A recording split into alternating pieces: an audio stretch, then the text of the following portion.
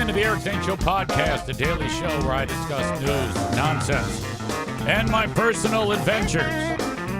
From the Impact Power Sports Studio, online at impactpowersportsmi.com. Great place to pick up a Yamaha golf cart.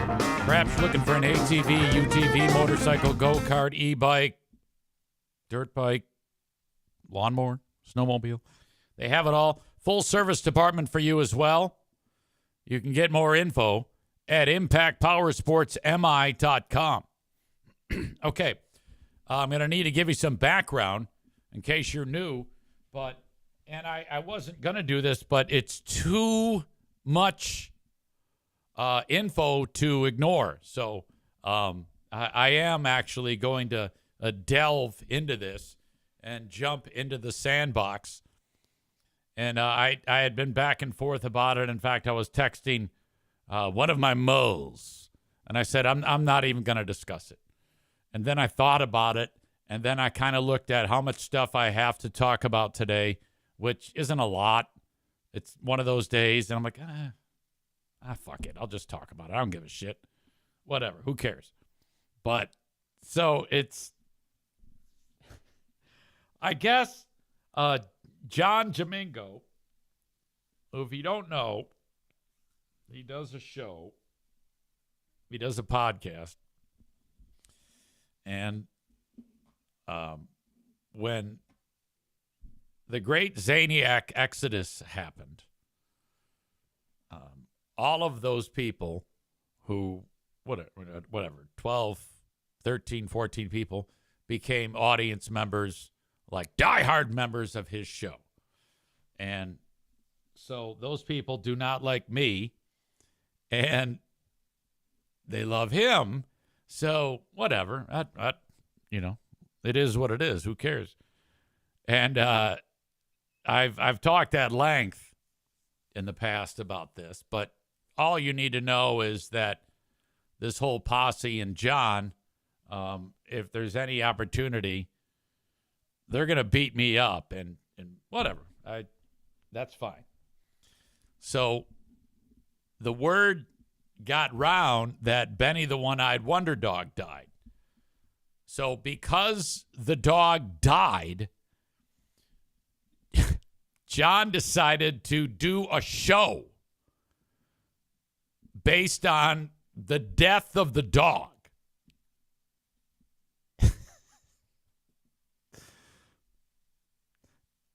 Adam writes, I love my hobby. That will be funny, or you'll understand what that reference is. Bread Bull Brain, Chris says, I chose not to listen to them last night. I kind of wish I had now. Well, I'm kind of going to cover it here, and because I did not watch it. I did not watch it. I don't watch it. They like to say that I do, but I really, truly don't. I really, truly don't.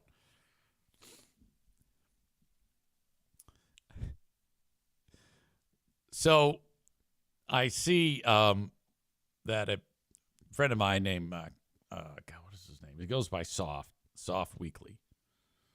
He included John and me in a tweet, and then I saw it, and so I clicked, and I saw John, and this is John making the announcement that he's going to be talking about me today. He said, I heard some news on the at Eric Zane Show, so I changed my mind and will live stream tonight. So he's doing a show to talk about the passing of my dog and to make, and well, I don't know. I mean, I don't understand. Like, the dog's dead. Okay, dogs die. Who cares? What is there? What's hilarious about that? I don't get it. But anyway, I guess he's going to make fun of me because my dog died. Okay. I'm anxious to hear what you can create based on someone's dog dying. Now, I didn't see that post until this morning, but I knew something was cooking because I started to get texts from my mole. And I'm just going to read to you the text exchange rather than playing you moments from the show. But there are a couple of clips that are on my phone, and I'm too lazy to send to like play appropriately, so I'm literally going to play them over the phone into the microphone. It starts with my mole writing something unrelated, which I thought was funny. I always forget to ask you if you remember this from Free Beer and Hot Wings. One day you were talking about polar bears, and you said that if there was one in this room, that you would be dead because you would have to hug it. I laughed so hard I was crying. And whenever I see that, I always laugh because I don't remember saying that, but it sounds funny. And I said that definitely sounds like something that I would say.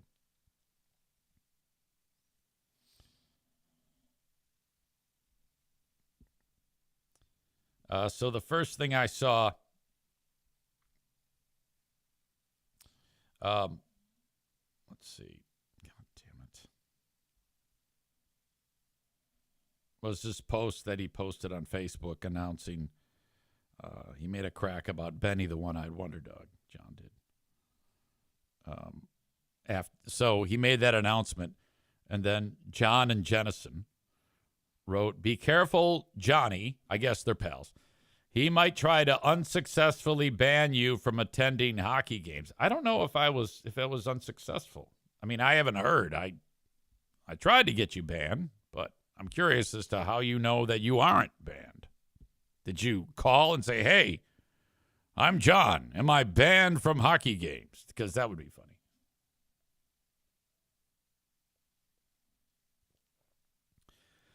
Josh Voss wasn't happy with that comment that John made, Jamingo.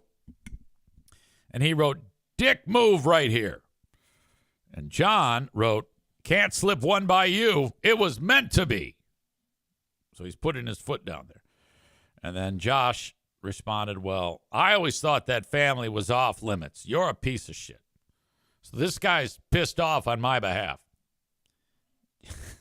John wrote, "Family? It's a dog."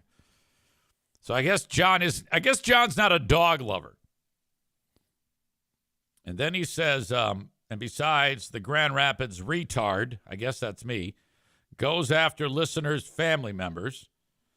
Save me your clutched pearls and your outrage. He might be right on that. I don't recall if I've gone after people's family members, but I don't remember. Now, I have said that when these people die, I am going to celebrate. They are going to get the dancing pallbearers. Okay? Without a doubt. I don't recall going after the family members, though. About the only thing I ever did was talked about the employment of Kate's husband. Dean jumps in, boring Dean, and he wrote, "Uh-oh, John, you might have crossed the line." Yeah, I don't think he did. Nick says, "You did go after that guy's buffalo-winged wife." I don't get it. What are you saying? The guy's buffalo-winged wife? What the fuck does that mean? Are you talking about like on Facebook when I make fun of Free Beer and Hot Wing Show audience members?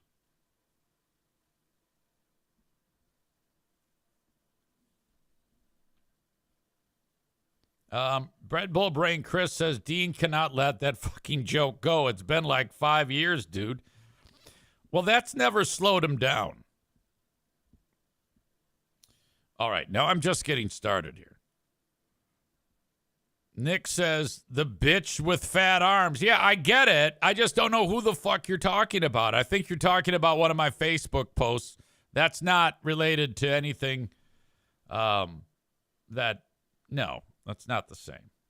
Those are people who made fun of me first. Okay, so now, whatever. John's doing this show. Okay, good.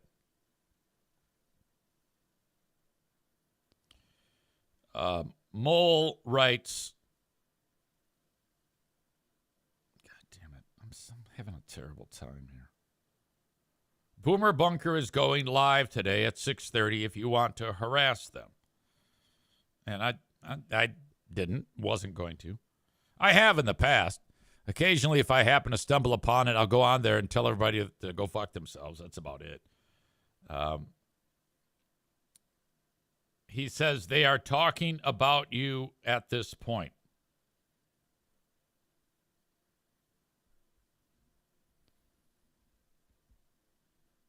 And then I waited. He says, called you a bitter little man, and you act like a supreme ruler.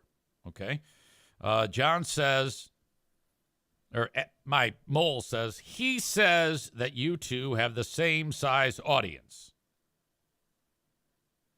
Holy cow, they're bringing in Mike Pellerito to talk.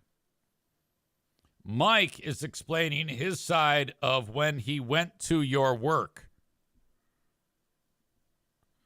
Okay, it's always worth repeating because it is so ridiculous. But from my end, this is what happened. I'm in the studio, and Dave Jackinette, the program director, pops his head in, and he's exasperated. He goes, one of your audience members, some Mike Pellerito, just showed up here to try to convince me to put your show back on for an hour because they had cut 1 hour off of my show. And I was like, oh, no. Pellerito, because after the show got 1 hour taken off of it, was so obsessed with me and my show and God knows what else, sneaks his way into the radio station to have a word with the program director of a radio station about that. Now, put all these things into place into your job and imagine this. Of course, you don't have a public job, most of you. But, I mean, I was mortified. He was mortified. This is so beyond the realm of appropriate. It was horrible.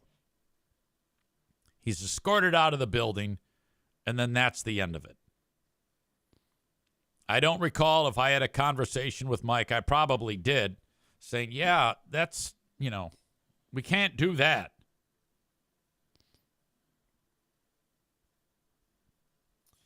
So that's why they had Mike on.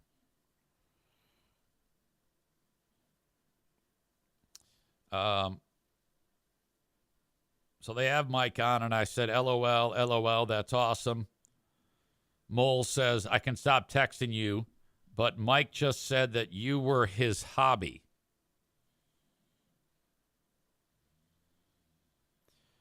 That feels weird just hearing it. I wrote, I love that he feels the need to do that. Also, it has to drive them nuts that they all listen to me, but I do not listen to them. I have no interest. Even when they talk about me, I'm not interested. Which is true, but I am right now. So I'm kind of like breaking my own rule, and for the reasons that I've already discussed with you today. Adam says they are saying that you do listen. And then Mike said that I am a dangerous person. I wrote, LOL, I am glad that he thinks that. Adam says, I just gave it away. Adam says, he said he went to your work to provide ideas to help your show succeed. Oh, my God. What? You did?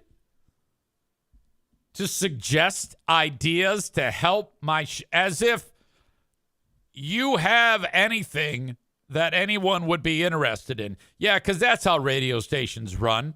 Just have weirdo obsessed guys show up, sneak into the building, and say, hey, I'm here to give you ideas about how to make Eric's show successful. What the fuck? Then Mole writes, then he starts talking to Ben as if he knows he is listening. I wrote, provide ideas? Ha, ha, ha, ha, ha. Mole says his defense says you were his hobby, and he said he, quote, gets off doing nice things for people. Alan in the chat writes, oh, hey, I got ideas, Zane. I'm going to break into your house to tell you. I wrote, green face guy about to vomit with the line, he said he gets off doing things for people. Gross. Mole writes, I feel gross and I kind of hate myself for watching this. And I said, I know what you're experiencing. It's an awful feeling watching that. Now he is talking about Nick. I think I remember who that is. Kenny and Amanda. Whatever. John said, you and him are the same. You went from a huge radio show to a smaller show, and he went from nothing to a small show. What the fuck? And I wrote, LOL. Now Mike is baiting you, saying you will never play his side of the story because it will make you look bad. I think him calling you his hobby sounds horrible to any sane person. And I says, of course it sounds horrible. He sounds like a serial killer. I'm going to make you my hobby? I don't know if he realizes how bad that sounds.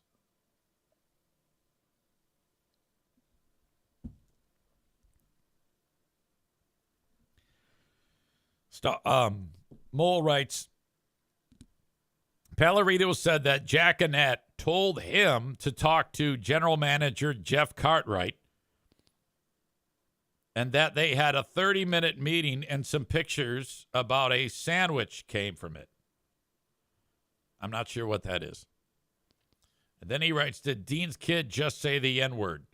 I guess Dean's kid came on the show and said the N-word. I says, well, that's news to me if that happened. And then I wrote this, and this isn't true what I wrote because I'm talking about this now. Again, I broke my own rule. And I wrote, the best part of this is that they will be watching my show tomorrow or listening to see if I will respond to this, and I won't even bring it up. But that is not true, obviously. I am bringing it up for the reasons I talked about earlier. I just sent you the video of Neil. That would be Dean's son calling in. I don't know what he did. He told some stupid joke. And then my mole writes, any truth to the text above about Mike having a meeting with Jeff Cartwright? That was the general manager of the radio station. Now, I know Jeff, and there's no fucking way. And I said, that is the first that I'd ever heard about him having a meeting with Jeff Cartwright. Mole writes, why would he want ideas from him? I wrote, Jack Annette told me that he escorted him out of the building abruptly, and they told security to not let him back in. There is zero chance that he had a meeting with Jeff Cartwright. Then Dean calls in.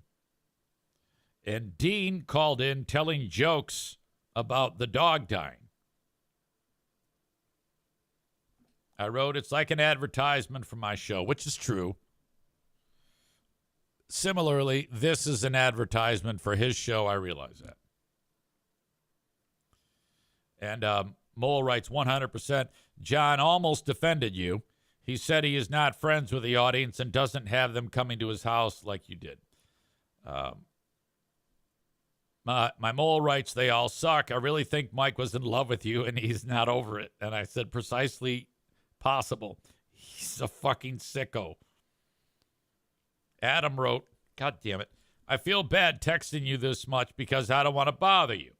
I said, it's really no big deal. I kind of enjoy the updates. And then Adam says 50% of the show was about you. Mike says he loves doing nice things for people, then talks about how he made fun of your mom dying. I wrote, he did? I sent him a picture of O'Neill. He says, that's an awesome looking dog. I said, thank you. John said he would love to see you fight Dean and would pay your fee of the money. I wrote to the mole. I think the most shocking thing was John talking about how our audiences are the same size. As we speak, and this is what I was doing yesterday when this was going on. As we speak, I'm sending a marketing kit to a prospective client. I shared with them my reach. I just hit 4 million downloads, and in the past month on Facebook, I had 1 million impressions. And he writes, right, how many sponsors does he have? Oh, wait, 0. Mole writes, if you were to fight them, I'm training you like Mickey training Rocky. And I said, absolutely. Mole writes, I thought about the sponsors and wanted to write that in the chat, but there is no point. And I said, there really isn't. And then he writes, listen to these clips. Okay. Here, John is talking to Mike. Something that call my hobby crazy, obsessive, what have you. I've always done nice things. I've always gotten off on the idea. So when you say your hobby, what was your hobby? Because my hobby, for whatever reason, became helping him succeed. Okay. And I discovered that he was an asshole, but it really didn't stop my hobby because I enjoyed it. I was enjoying the skills. It sounds to me that Jamingo thinks he's crazy the way he responds to that. And he admits that it's obsessive. Something that call my hobby crazy, obsessive, what have you. I've always done nice things. I've always gotten off on the idea. So when you say your hobby, what was your hobby? Because my hobby, for whatever reason, became helping him succeed. Okay. And I discovered that he was an asshole, but it really didn't stop my hobby because I enjoyed it. I was enjoying the skills. Enjoying the skills. Alan says that makes my skin crawl. Yeah, me too. I don't think he realizes how ridiculous that sounds and how bad that makes him look. You are my hobby. I'm obsessing about my hobby. I love my hobby. What? Now, these are his words. Call it an obsession. He was my hobby. Something that call my hobby crazy, obsessive, what have you. I've always done nice things. I've always gotten off on the idea. I've always gotten off. Who says gotten off? To me, if you're talking about getting off, you're talking about ejaculating, right?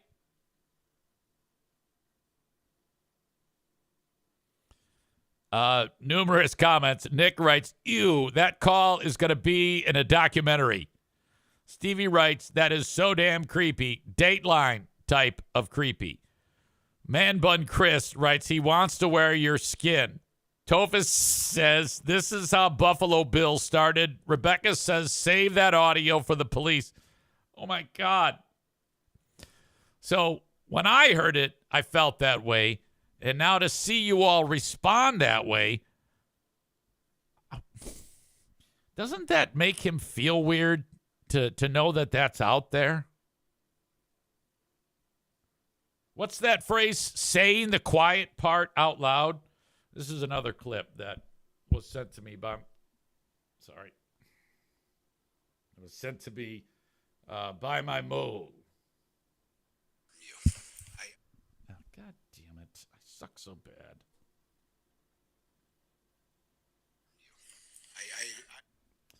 Why can't I do this?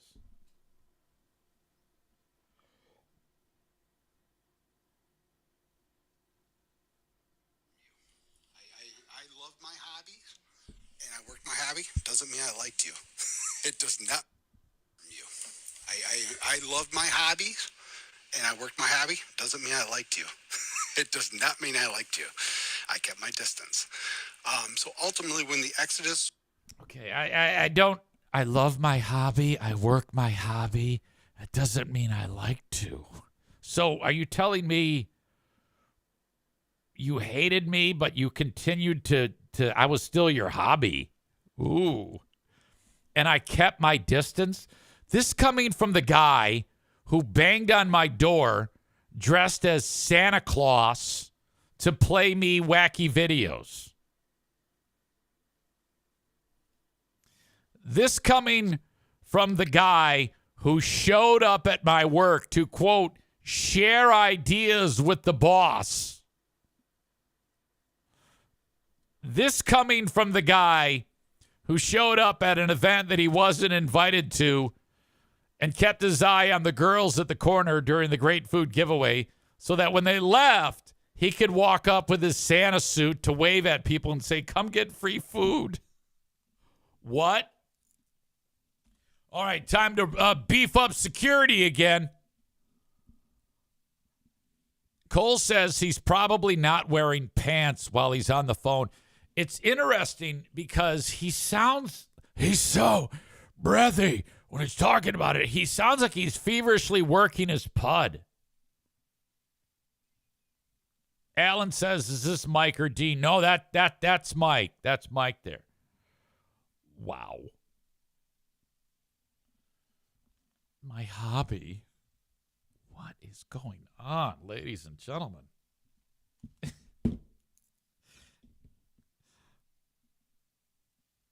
I wrote to the mole, oh boy, that sounds deranged. And you can tell John thinks it sounds insane, 100%. Like when John asks what his hobby was, Mike tells him and John goes, okay. Mike also says it there. He loved and was obsessed with his hobby. Mole says, in reality, this is actually sick and disturbing. And I said, correct. The word obsessed is quite strong. Mole finishes with, I will never forget being on that group Facebook chat and realizing how messed up they were and deciding didn't want to be a part of it. I was questioning if you knew and if you were good with it. Ugh. Bread Bull Brain Chris says, he doesn't even like you. You're just his hobby. Why can't you understand that? Nick says, my hobby. Man Bun Chris says, he sent me a picture of the back of my head at a Griffins game once. I've never met him. I don't know how you kept him around for so long. LOL. This is horrible. Well, as you can see, a lot of this, I wouldn't really have gone down this road had it not been for Mike calling in with all of that. I mean, to me, that took something as silly as John just being an asshole. You know, who cares? I don't give a shit.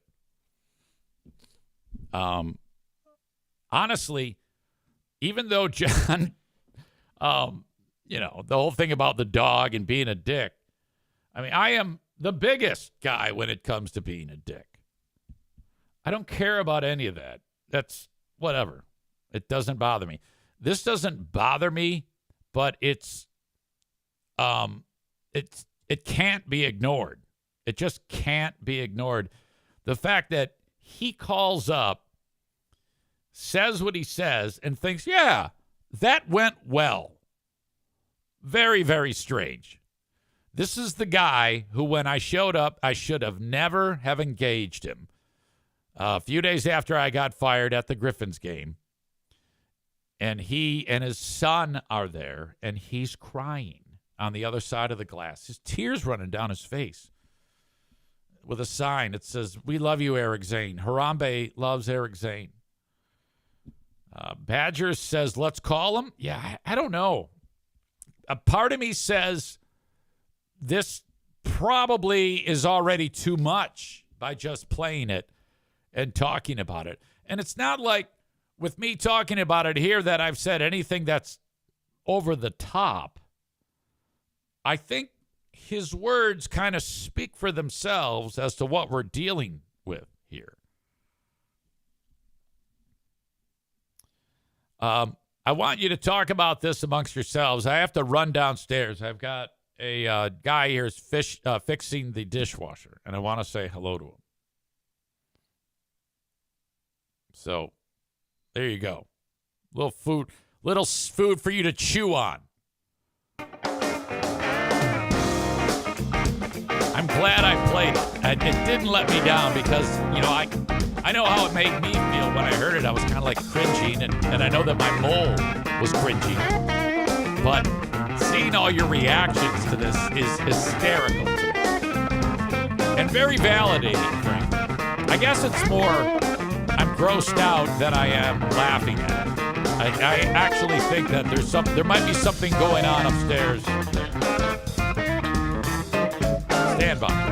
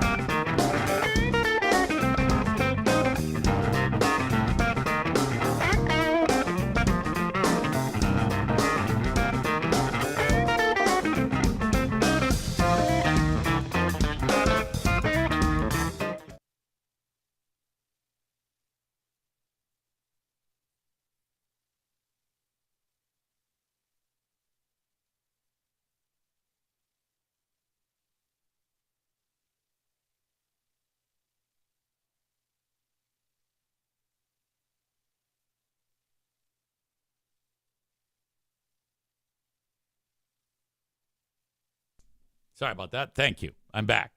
Sorry that took so long. I went tinkle. The guy's not here yet. Nick writes, fixing the dishwasher. Why are you not doing it yourself?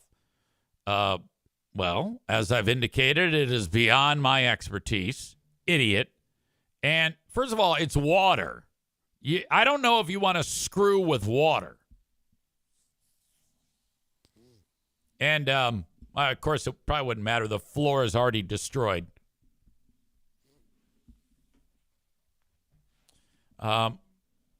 Rebecca says, don't call him. That's opening a door you don't want to open. He will see it as an opportunity. No, I have no intention.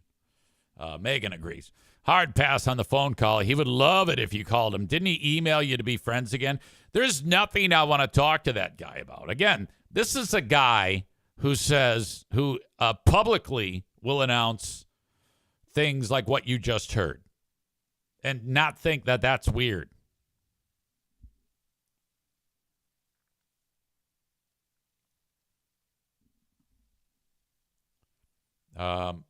New sponsor. You need a new sponsor. Oh, I'm trying. I'll get to that with him. Way ahead of you. Way ahead of you. Murder Lovers, Linda says, dishwasher repairman is Stalkerito in disguise. Rebecca says, how do they not understand how creepy that behavior is? Both Mike and Dean. I don't know, man. I think there's, had I actually pursued this, that if I asked Mike to make eating my asshole his hobby, that he would have done that. I am of the opinion that if I was into having weirdos eat my ass, that would have been on the table. You can eat my ass as part. You can, hey, I've got some new tasks for you with your hobby. You can edit some audio, edit some video, and toss my salad.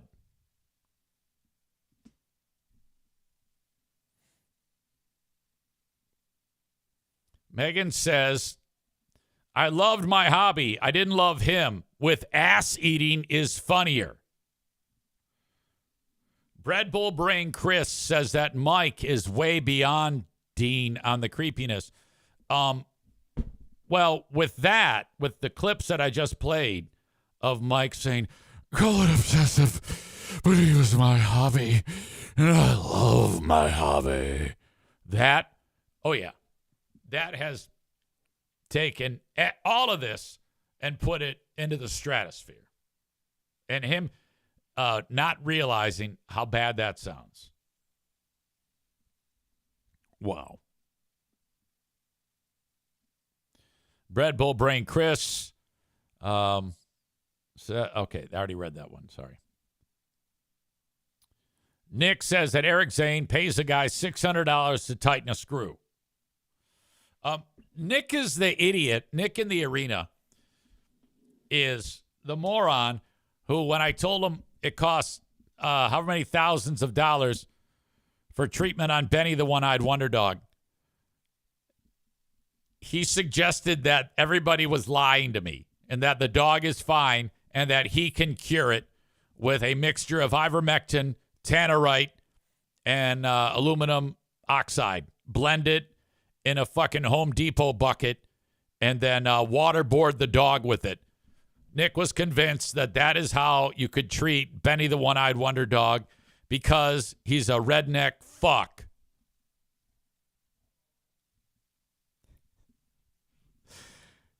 Nick adds, my hobby, this is my new favorite impression. You're my hobby. Oh. Chris says that Mike pulled way ahead with the I love my hobby, but I didn't love him comment. Rebecca says Dean is creepier because he creeped on Easy's daughter and Queen of the Forest. Yeah, I know, but it's what have you done for me lately? Nick says you forgot the step about mixing the tannerite, ivermectin, aluminum oxide, kerosene, and dog food, and then dumping it on the dog. So I don't want to hear anything about experts in their field coming to my house to service various pieces of equipment. Don't push it. I mean, I already fucking shit my pants and I'm working on the oven.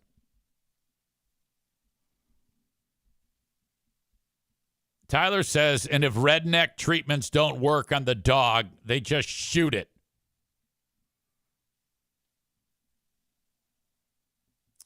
All right.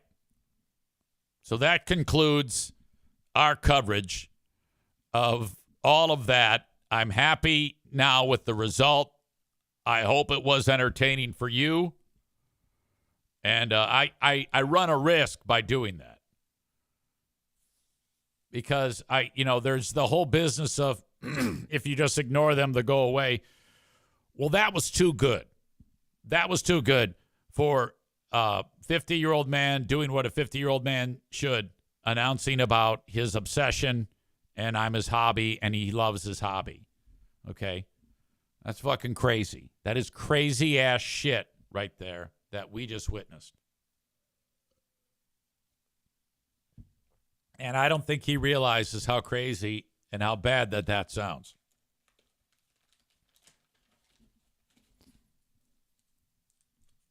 God damn. Megan says, so where was Kate in all of this? Kate was not there yesterday. Badger says it does make good content. Well, the dynamic of show versus show isn't terrible. I have to admit. Honestly, after the Mike thing, to me, John is above it all. I don't, the fact that he let me have it or whatever, made fun of the dog and shit like that, it's considering what I do, if I ever was offended by anything like that, that is so hypocritical and so thin-skinned. I would never dream of that. I can't with the glass house that I live in. I've made that very clear. But the Mike element is the icing on the cake. Because if John just picked on me and said crazy shit about me, do I talk about this? Probably not.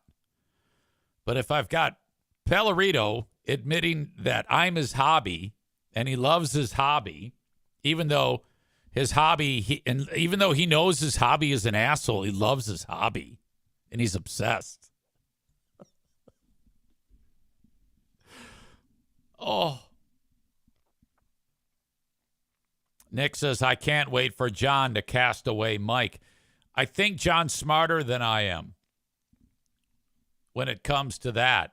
You remember, I let those people in. And that's kind of what got the ball rolling on that. He admitted, according to what my mole wrote, that he would never have anybody come to his house. So in that regard, he's smarter.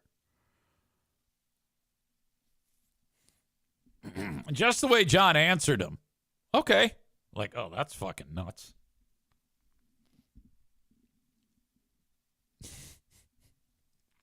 All right. Thank you.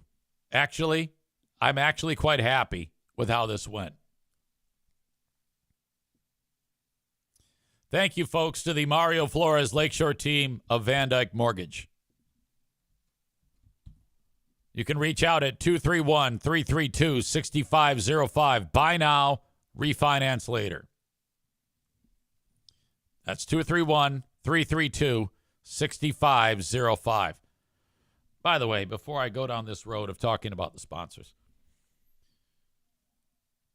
if this show is on the same level audience-wise as John's show, as he says,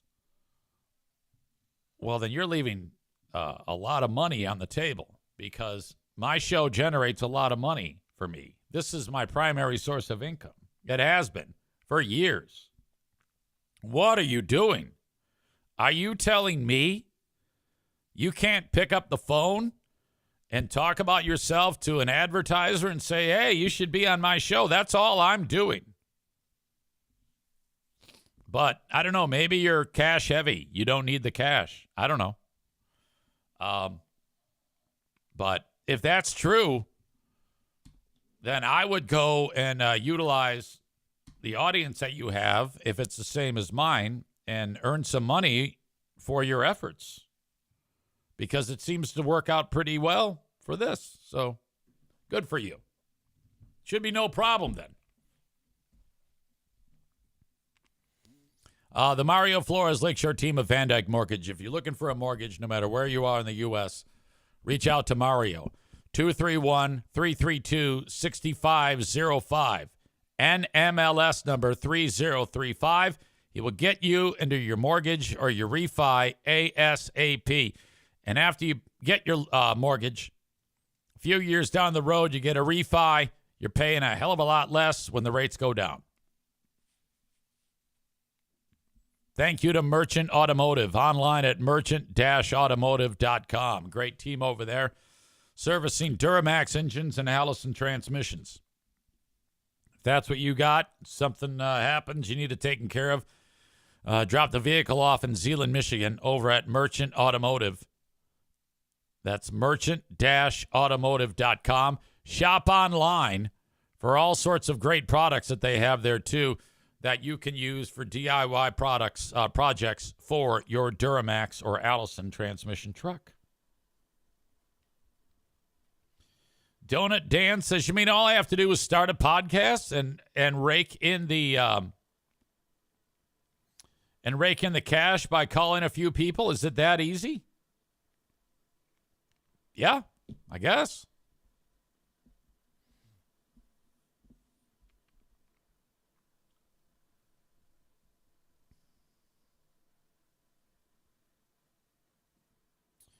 All right.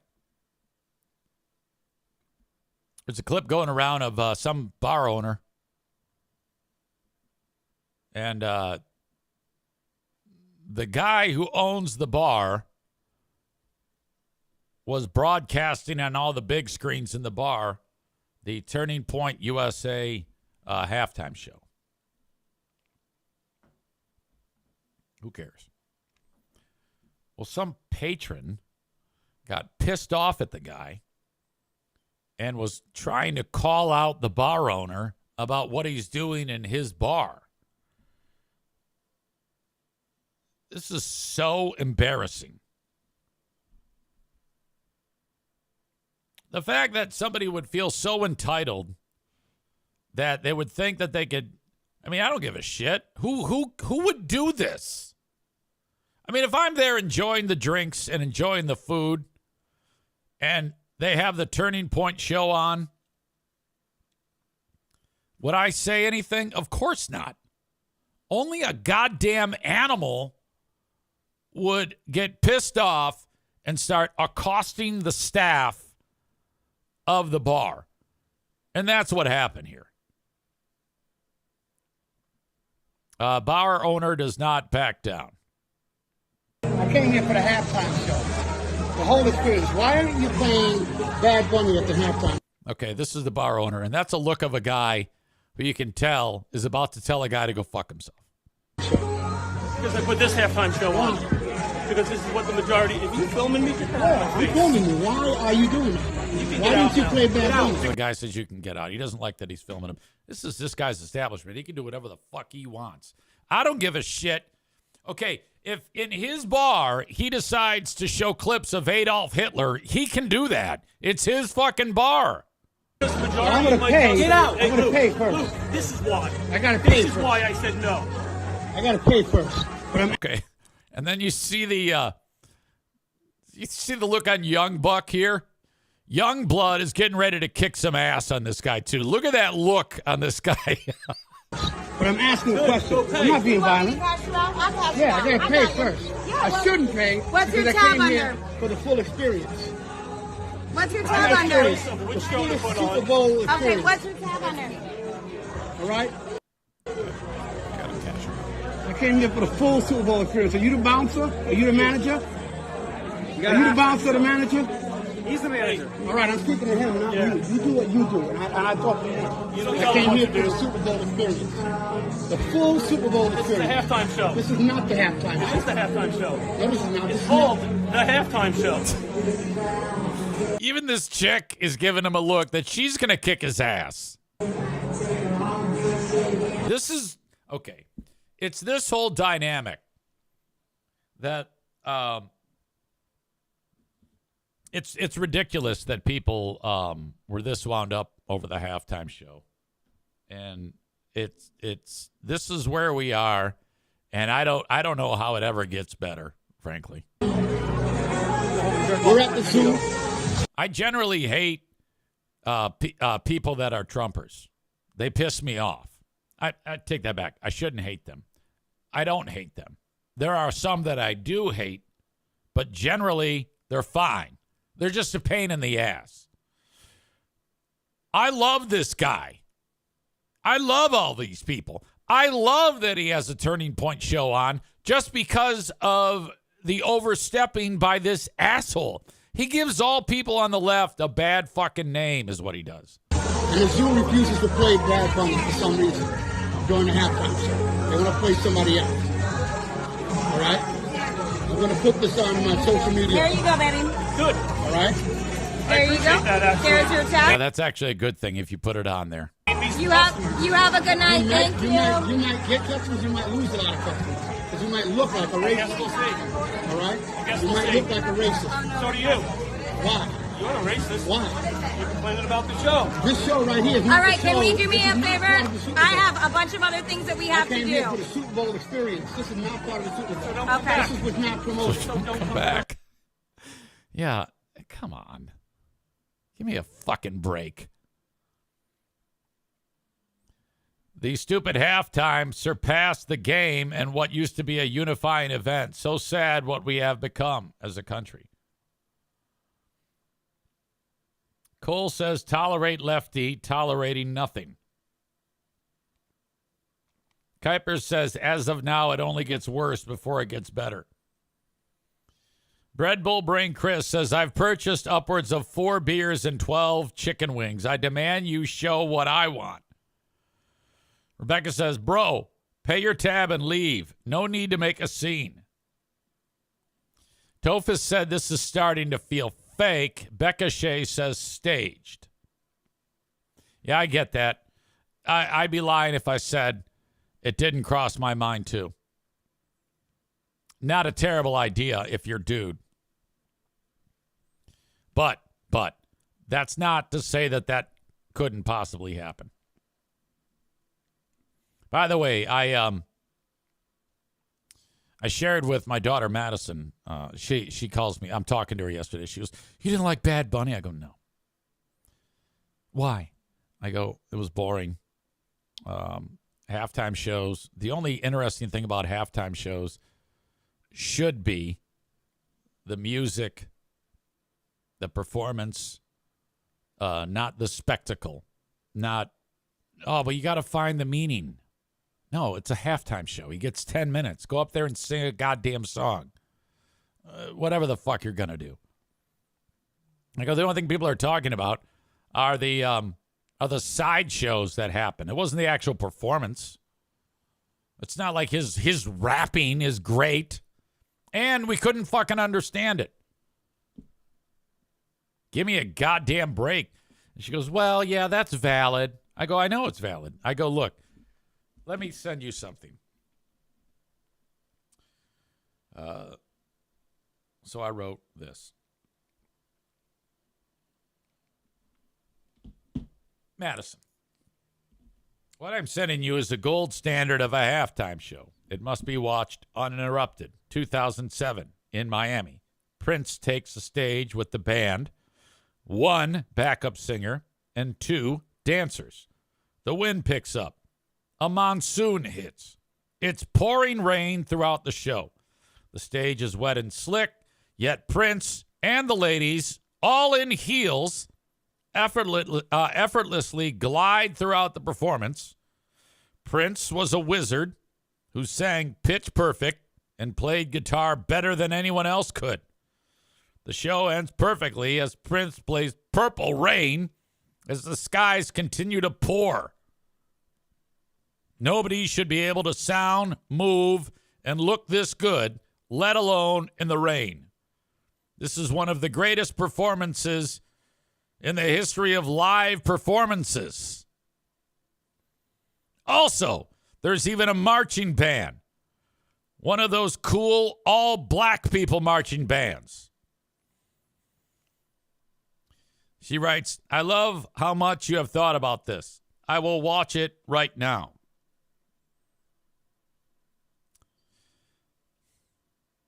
She wrote, so he is a much better musician and singer than Bad Bunny. The ending was awesome, and I really like the marching band. However, I truly feel like more than 2 backup dancers were needed. They looked a little odd. I disagree. They were great.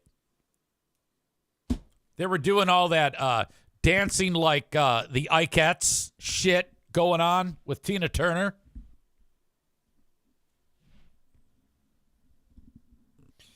Francis, one of the greatest bouzouki players on the planet, is here. And she says, definitely true about Prince, but I loved Bad Bunny too. What did you love about it? Tell me specifically what comes to mind that you loved about it. Branjo is here. He says, Prince related. His ending solo on the Rock and Roll Hall of Fame session is the best. At the end, he throws his guitar in the crowd. I watch it like once a month while my guitar gently weeps. Sames. Jeff Lynne, Tom Petty, George's son, Danny Harrison, Steve Winwood, all on stage doing While My Guitar Gently Weeps. 2/3 into it. Prince walks out dressed in red with a red fedora and brings it home. It's amazing. There's one point as the show is wrapping up, he's done. He takes the guitar and he throws it in the air, but you don't see it land.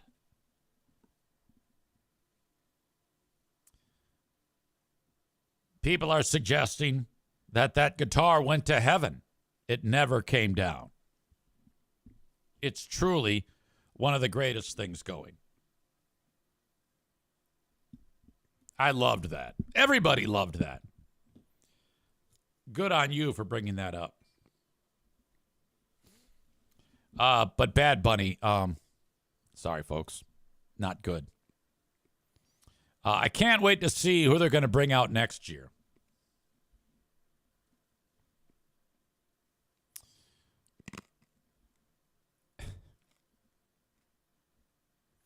Okay, I want to get to Kid Rock, speaking of halftime. He is responding to the lip syncing scandal because he shows up on stage. He's his mouth isn't moving, but you hear him. So he's lip syncing the whole thing. And I think he was always kind of like, yeah, no lip syncing. I think he actually tried to sell that shitty show, the Turning Point show, as one, well, it's us singing. There won't be any lip syncing. He comes out and he lip syncs. And I forget who he is on with this blonde. Is this Laura Ingraham? He defends it. He defends the lip syncing by saying it was an issue with syncing. How the hell? What?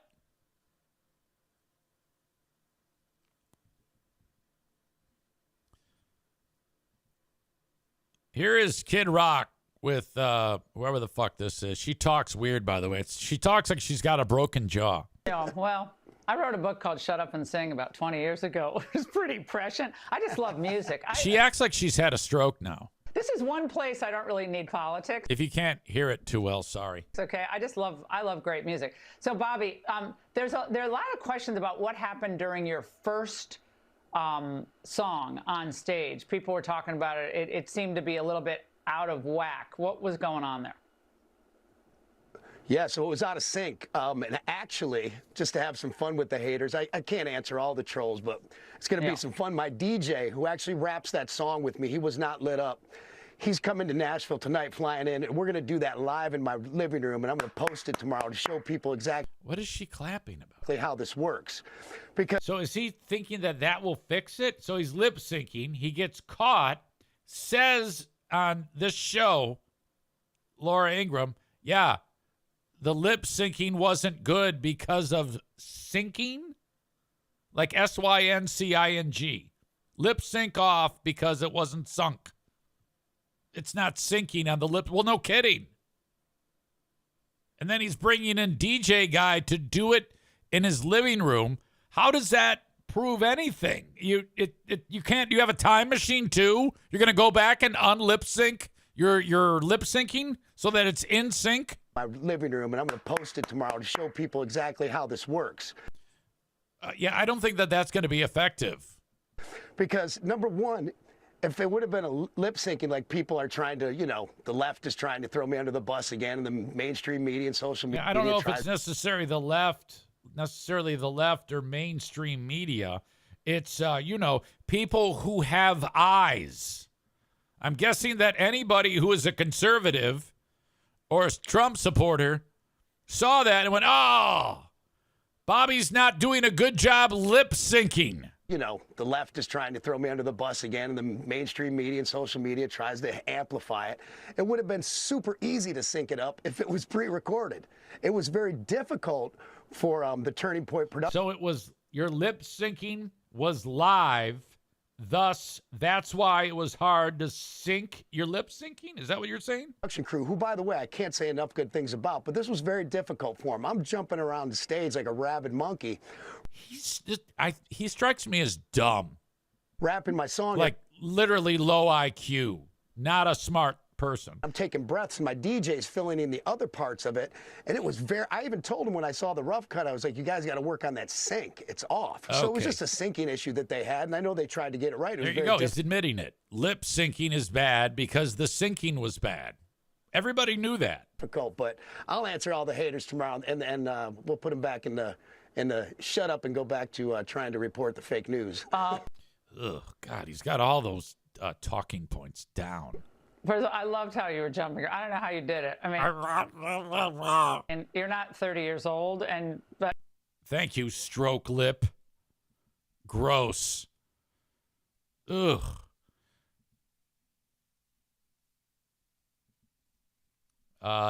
Nick say no. He says the video sync was offset from the audio feed. Okay. Alan says he grew up in the ghetto. Give him a break. Becca Shea says Laura Ingraham looks like she's chewing her jaw when she talks. Donut Dan says, who wears sunglasses indoors? He looks more redneck than I do, and I used to race cars. Maureen says, we know how it works. You're not singing live, asshole. Francis says, the joke stroke lip got me. Good, thank you. Alan says she's got too much filler in her lips.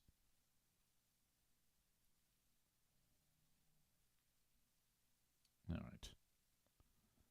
There are suggestions that the halftime show would be Dolly Parton if she's still alive. Or it should be.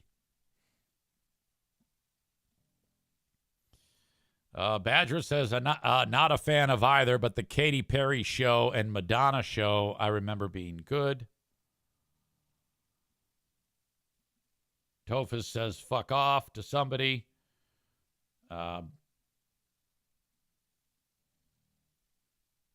Tophus says, fuck off. No way. He was better than Prince. Yeah, Prince was the best. Okay. So that's the latest. Bobby says he wasn't, that in terms of lip syncing, it was a syncing issue. Somebody in the comments writes, Kid Rock lip sync so much at the Turning Point USA event that they are now referring to him as Hillbilly Vanilli. All right, score a win for the internet right there. If you've got Kid Rock with Milli Vanilli hair, that's absolutely fantastic. There goes my coffee mug. That's unfortunate. Ben Glaze says, watch next year's halftime show be K-pop. Look, I don't care who is on the halftime show as long as they can sing and play music. All right? Rebecca says, Prince was outstanding. My millennial heart loved the 50 Cent show.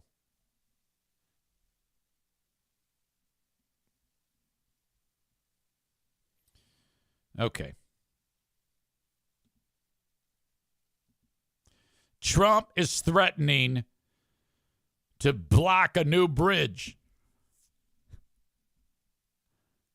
Okay, so Canada just built this massive bridge connecting Detroit to Windsor. This is now the third way to get to and from Canada. You've got a tunnel, and they have another bridge there. So they built the new bridge. They called it the Gordie Howe Bridge. It's perfect. Called the Gordie Howe Bridge. Goes from Detroit, where he played, to Canada, where he's from. All right, fine.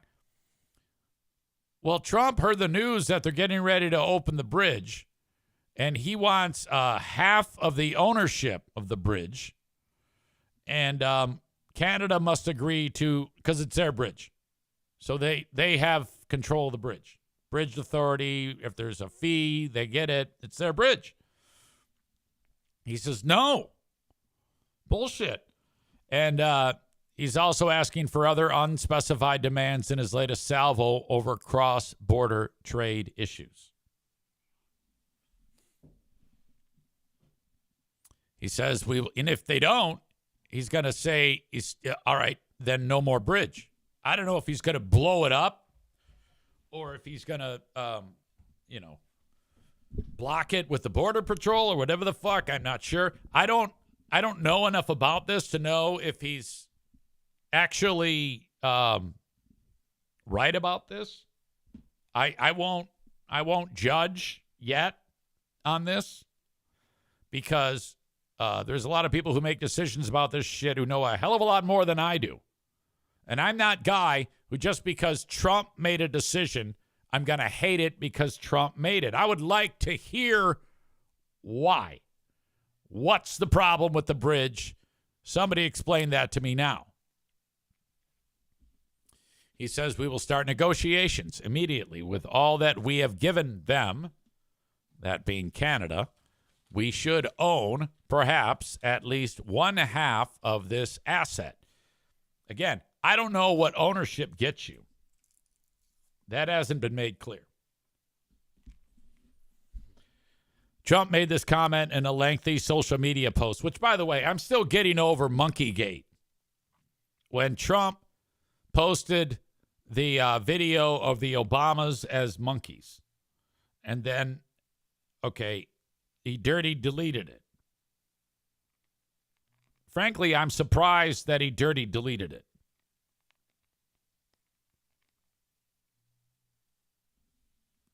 And the excuses. They're like, yeah, that's the Lion King. That was not the goddamn Lion King. The Lion King didn't have any apes. God damn it, it had a mandrill.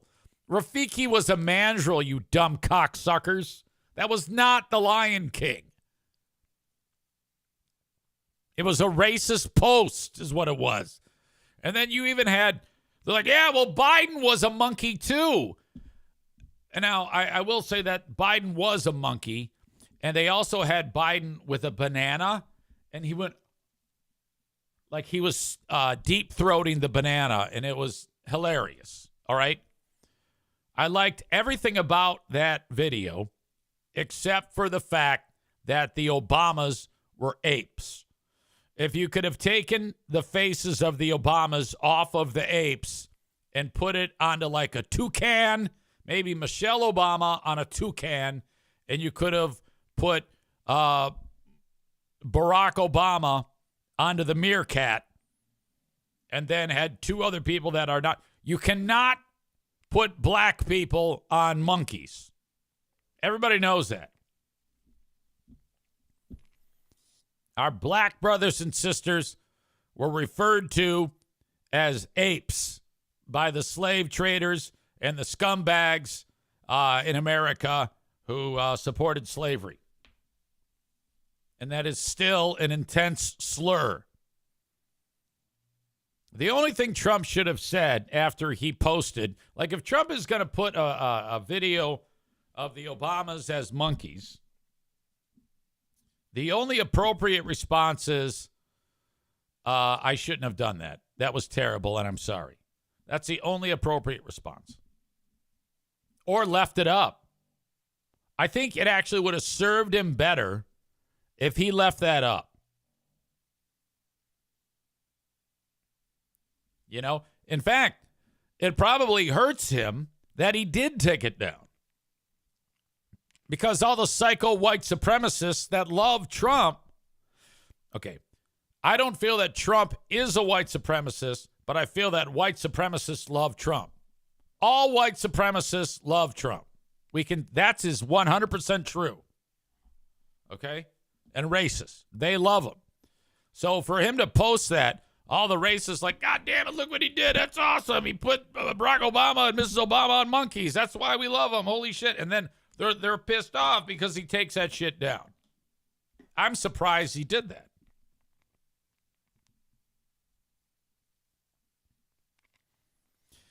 Don here says, even as a guy who leans to the right, that was a fucking terrible post to have put out there. Right. He's a racist. You just have to accept that. Now, some people, if you're president who you love, if you voted for a guy and he shows racist shit and you don't respond, does that inherently make you a racist? If all you can do is just say, "Oh, that was bad, but I still love him," okay, this is an extra step in the conversation. Where does that leave you at the end of the day? The President of the United States called black people monkeys. That's racist. You cannot convince me otherwise. You do not have a leg to stand on. It's racist, period. The only thing you can say at this point is he's racist, and that's okay with me.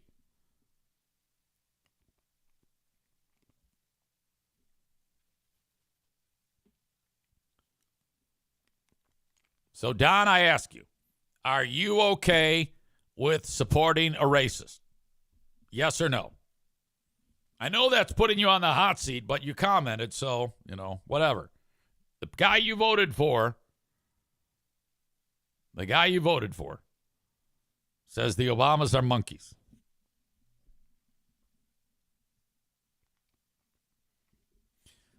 Nick's a moron.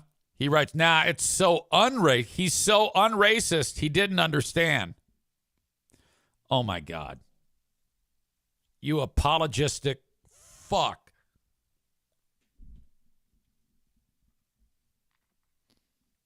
Regarding the bridge, pretty sure the original deal is that our state and Canada own equal parts of the bridge. Canada paid for the whole thing.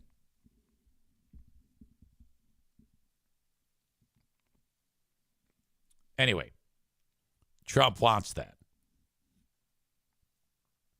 He complained that the U.S. would get nothing from the bridge and that Canada did not use U.S. steel to build it. Okay? It was expected to open early in this year.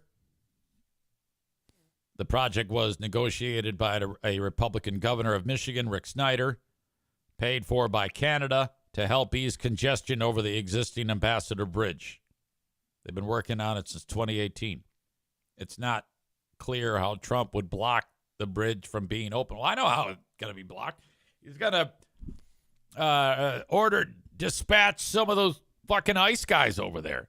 They don't fuck around. You look at them cross-eyed, they shoot you in the face. Excuse me.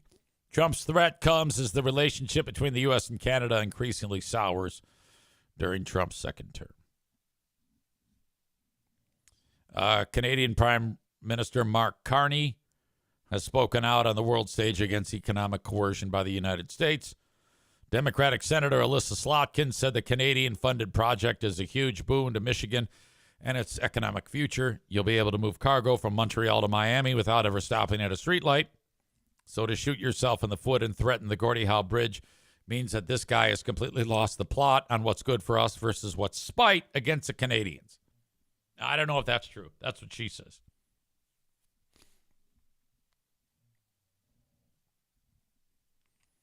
Michigan, a swing state that Trump carried in both 2016 and 24, has so far largely avoided the brunt of his second-term crackdown, which has targeted blue states with aggressive immigration raids and cuts to federal funding for major infrastructure projects.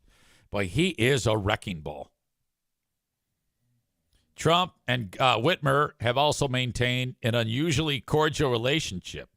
Yeah, she hugged him. Remember that? He showed up here. She's like, oh, hey, how you doing? And she hugs him. And everybody's like, God damn it. Yeah, she has bent the knee. And he knows that.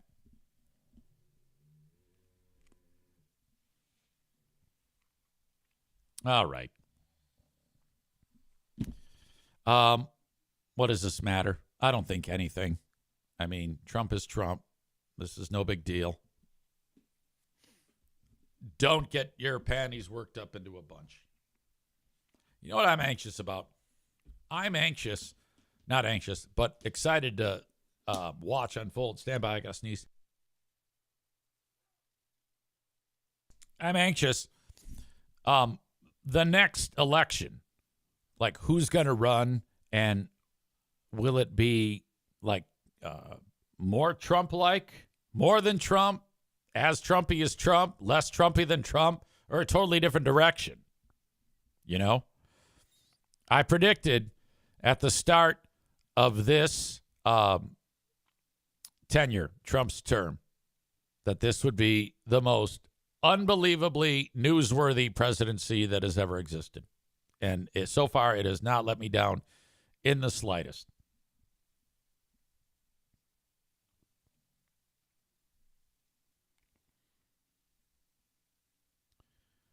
Let's see.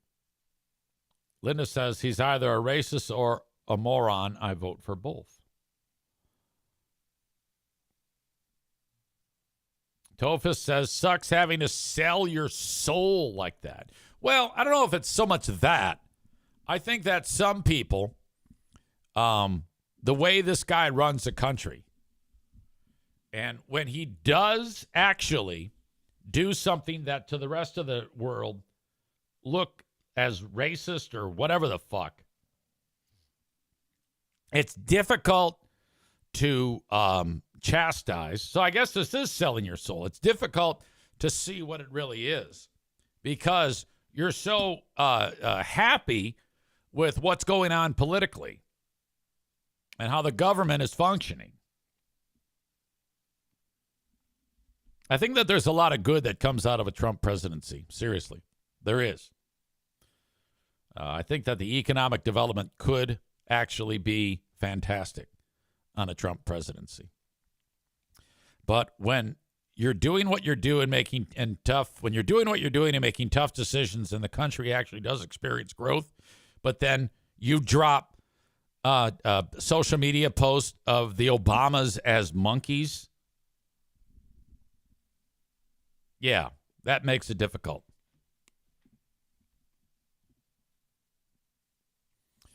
Thank you, as always, to the sponsors that help make up this show and make it as big as John's show. Like Frank Fuss, the licensed independent insurance agent / broker.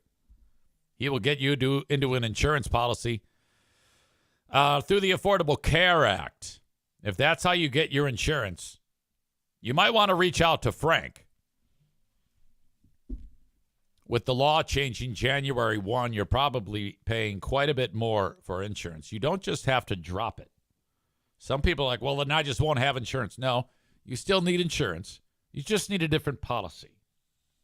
Have Frank help you with that.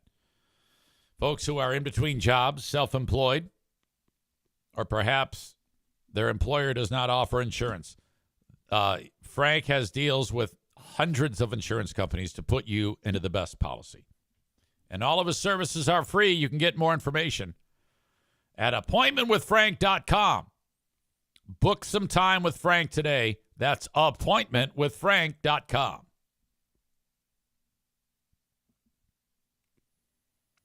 Thank you as well to Pinball Land, where we have the third Pinball Orgy happening Saturday, February 21.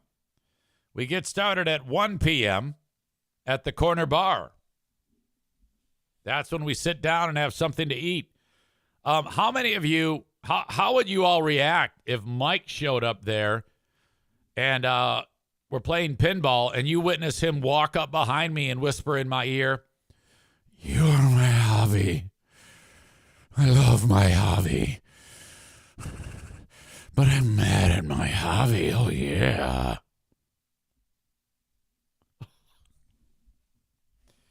Please.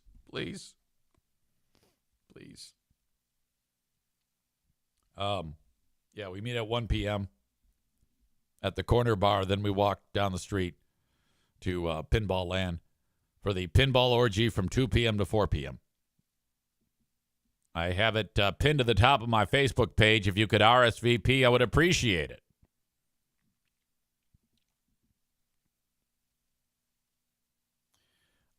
Francis says, creepy. Oh, tell me about it. Rebecca says, I might put him in a leg lock. Rebecca says, orgy next week. Prepare yourselves. Yeah, not this Saturday, but the Saturday after. Excuse me. Okay. Finally, my last sponsor to talk about is Kuiper Tree Care. You can find them at kuipertreecare.com. When it comes to getting rid of trees on your property, they are the experts and best. Reach out at kuipertreecare.com. They will get rid of the tree, grind down the stump. If you're looking for a little tree trimming, they can take care of that. Not to mention clean up any storm damage if that ever happens on your property. Or they have 3 certified arborists to determine the tree risk assessment of the trees on your property. Basically, all things trees at Kuiper Tree Care, 616-828-8225. That is 616-828-8225 for Kuiper Tree Care. All right.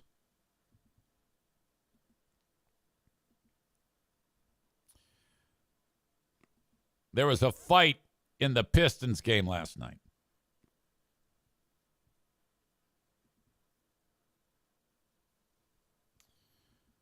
They're playing the, what are they, the Charlotte Hornets or whatever the fuck, the Bumblebees? I think they're the Hornets.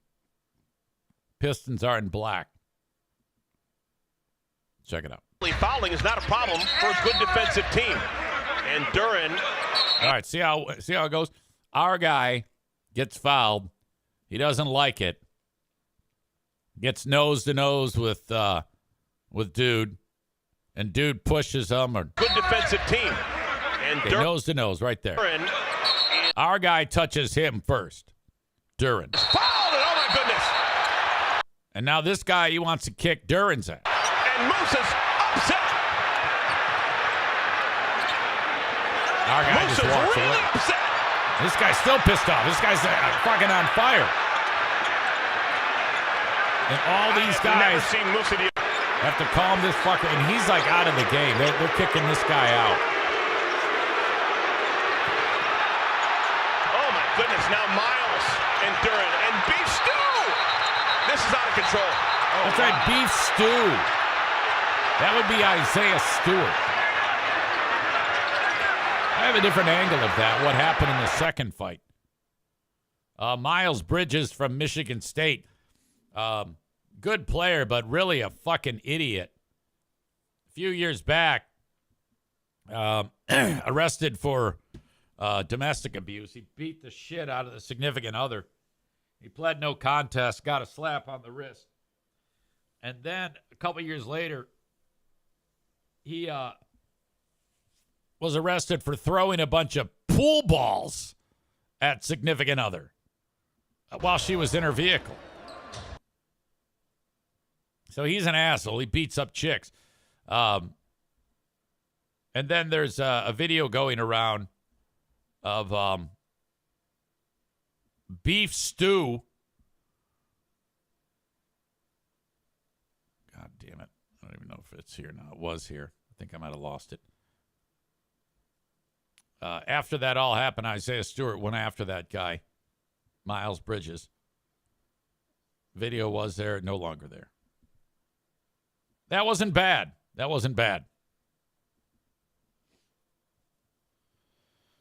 Thank you to Man Bun Chris for sending that along.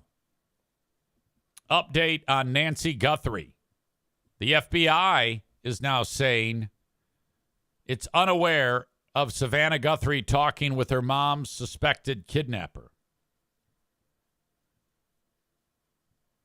The FBI has also not identified any suspects or persons of interest. In a video released Monday, Savannah said the family was, quote, at an hour of desperation, but that they continue to believe mom is out there and hearing everyone's prayers. By Monday evening, a purported ransom deadline apparently set by the abductors seemed to have passed.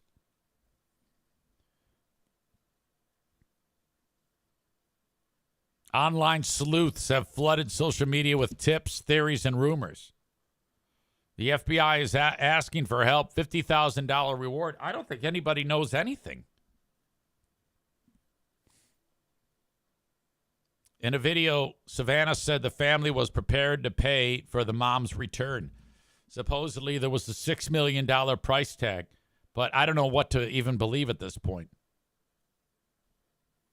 I think some information is coming out when it's not supposed to, and that might be messing with things. Also, according to the federal investigators, the neighborhood has a lot of blind spots. So, a lot of people have cameras outside of their homes, you can see, so you can establish a timeline. So when Pellerito shows up here, let's just say, hypothetically, Pellerito comes over here and then cuts my liver out of my body and puts it in his asshole until he jizzes. And then he leaves. There's a net based on all of the cameras in the neighborhood where you can kind of like track how far a person goes and establish a timeline. So you might see a guy with a line beard walking through the neighborhood with my liver up his asshole.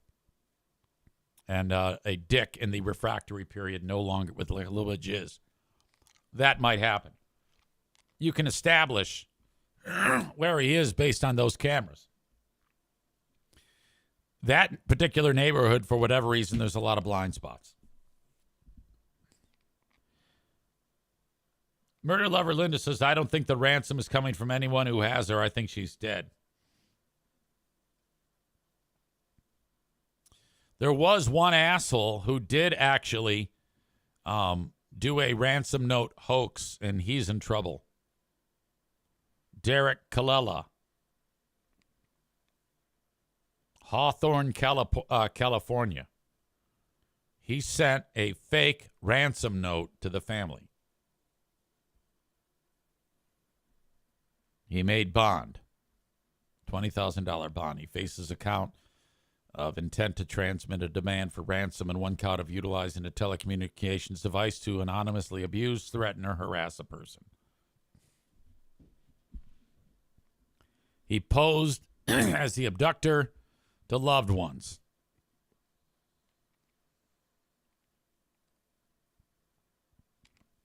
The messages were sent after the Guthrie family released the first video asking for proof of life. Law enforcement traced the phone line and found it was registered to Kalella's Gmail account and determined the call was made from his Los Angeles area home. This is a great example of why you don't fuck around. We're all tracked. We're all wired together. You will not get away with it.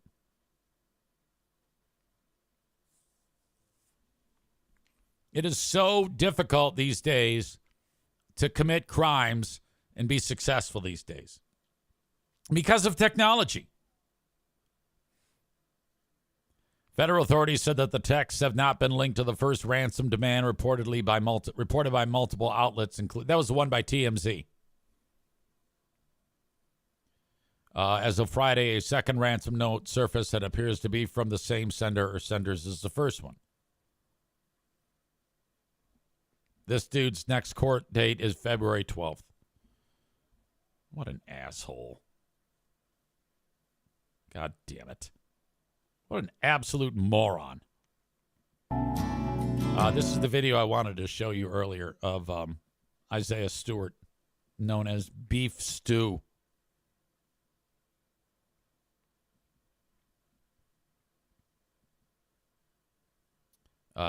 This is Miles Bridges right here.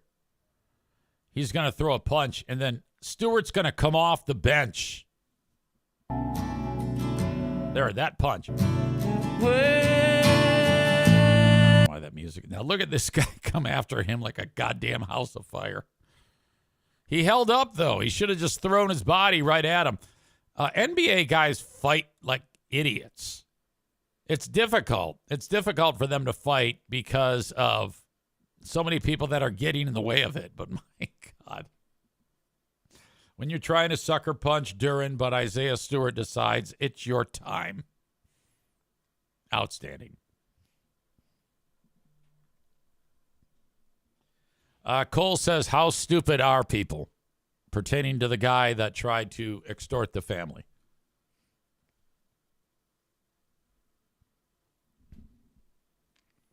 Alan says he's dressed as Santa while this is happening, right? Referring to my alleged moment when I get my liver ripped out and Mike puts it up his asshole. Bread Bull Brain Chris says, and he's carrying a guitar, Alan. Megan says, I think it's hard for them to fight because they are weirdo giants. So true. So true. Ladies and gentlemen, it is time for the asshole of the day. Now, how do you all feel about referring to someone as an asshole who says things that makes you think that they might have some type of mental imbalance? Is that okay? Is that not like attacking the vulnerable or the sick? You know where I'm going with this. Is it too much to make Mike Pellerito the asshole of the day for publicly saying that I'm his hobby, he loves his hobby, and he's obsessed with loving his hobby? Does that, I mean, that sounds nutty.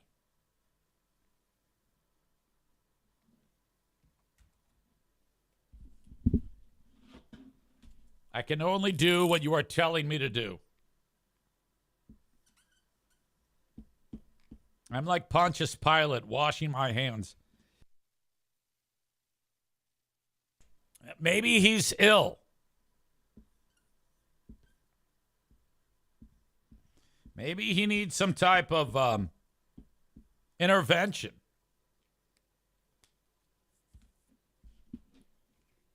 Look, if I get murdered, I want you to remember this show. Be on the lookout for a guy with my liver up his asshole. I'd also like to finish up talking about I am making plans for my ghost farm, my dog ghost farm. If you didn't hear it yesterday, Benny's cremated, his cremains will be buried in the ground with a fantastic puppy dog tombstone. Hang on a second.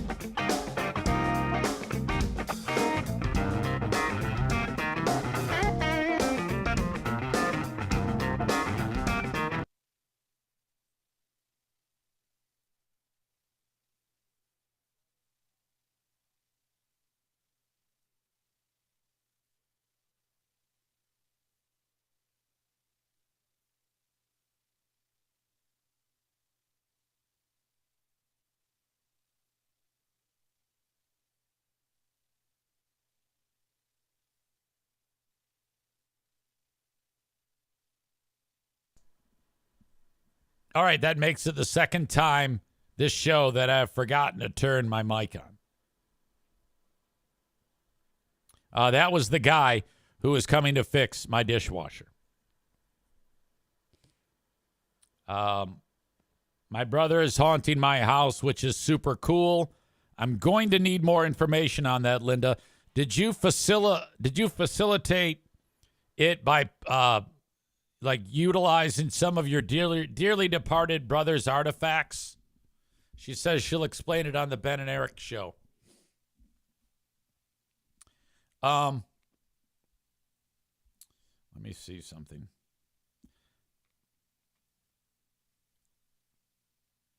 So I think that, there's not going to be a Big Fraud show this week. I am jammed up. I'm massively busy tomorrow, and then Thursday is O'Neill's cancer doctor, which takes a huge amount of time, believe it or not. But, and then Friday, I've got Griffin's. Saturday, I've got the Gold. I'm sorry. Friday is the Griffins. And then Saturday, I have high school hockey. So we're going to punt until next week. My apologies for that. Thank you. Thank you for being here, folks. I appreciate you so much. And, that's going to do it. Peter. Until next time, have a good one, folks. Thank you, and bye-bye.